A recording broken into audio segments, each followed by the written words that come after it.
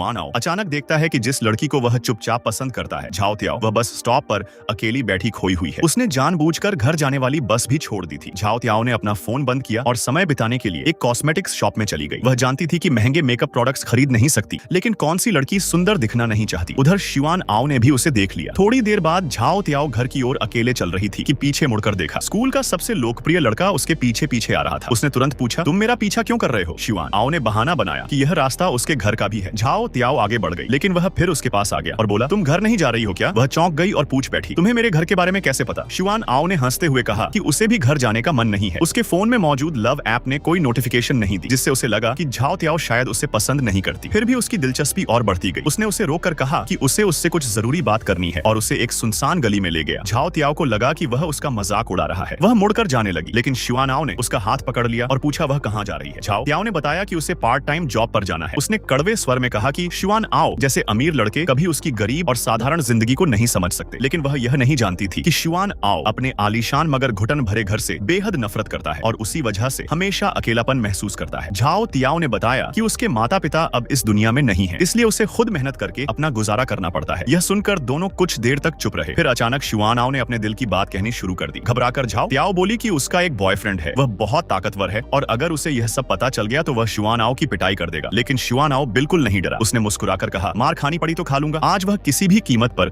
उस लड़की के करीब जाना चाहता था जिसने उसके दिल की धड़कनें बदल दी थी। झाओ त्याओ को उम्मीद नहीं थी कि शुआन आओ का अचानक इतना करीब आना उसे परेशान करने के बजाय उसके दिल को तेज धड़काने लगेगा। आगे की कहानी के लिए अभी सब्सक्राइब करें।